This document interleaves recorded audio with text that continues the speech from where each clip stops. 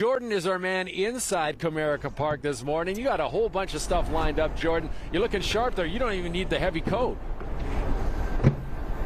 Well, we got to look sharp while we're out here because not only do I look good, look how beautiful this field looks. This is what we're going to talk about during this live hit. I know Sandra said it's perfect weather, but let's have Heather Nabozny answer that head groundskeeper for the Detroit Tigers. Heather, thank you for joining us. Sandra said 50 degrees is the perfect opening day weather.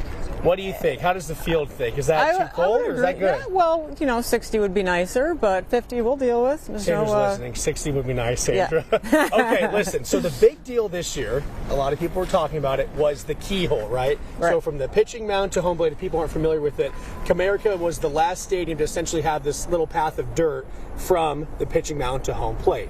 Now, because as Ryan Gustafson told us, the players wanted the grass there. And I know it's your job to essentially be like, how do you guys want this field manicured? What went into that? It looks like it was never there. How does that process work? Well, we took it out in the fall because we had some construction over the winter time. So we actually put this grass in a few weeks ago. And so it was taken out in the fall, and that's why it looks seamless, because everything was taken out. All the grass, everything. And I know you're going to know this because I remember asking you last year, what is the length of the grass? 3/4 of an inch. See, you're always on it. And what kind of grass is it?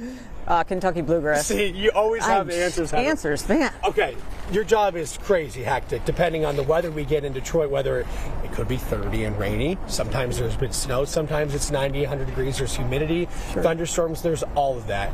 You have a lot of people with your crew here. What goes into that? A lot of times you see people get swept up under the big mat as they try to cover up the field. You're getting all like the gators and the machines out here to manicure the field. How do you work with the logistics of that and getting this field pristine for these players? Well, the weather plays a big, huge part. Fortunately, we had some semi-decent weather. The thunderstorms really woke up the grass. I mean, the thunderstorm does better than anything we can put on there.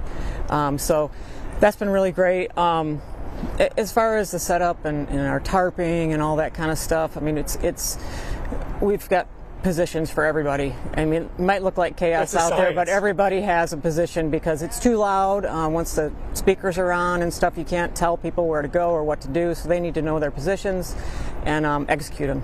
And they do. What's your schedule like on a daily basis? Are you up 5-6 hours before the game getting this ready? Is it? Oh, yeah. Yeah. Oh, yeah. So 12-hour days, maybe? Absolutely. On game days, definitely 12-hour days. I mean, you're one of the. Oh, look at that! They turned these lights on for us.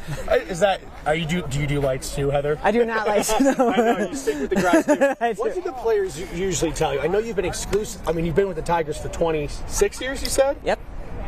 What's like maybe their main concerns? What's something that maybe viewers and fans of the Tigers don't know that players like about their field? Well, it's going to be a little bit new for them this year, so I hope they love it. We'll work out any kinks that they may not love, but we're always paying close attention to the infield dirt. That's where most of the game is played. Obviously, mound and plate are very important as well. When you think about the outfield, we've got 3 outfielders, and it's a wide expanse of area. So the outfield is very much a concern, but we spend a lot more time on the dirt areas because that requires a little more detail. Sure.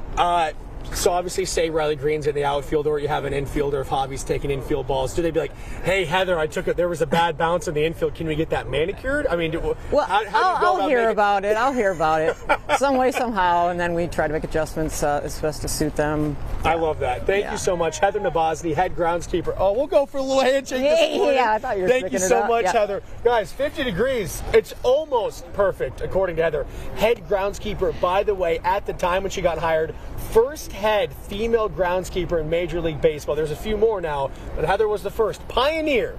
Heather Nabozny. Thank you, Heather, for joining us. Thank you. Guys, back to you.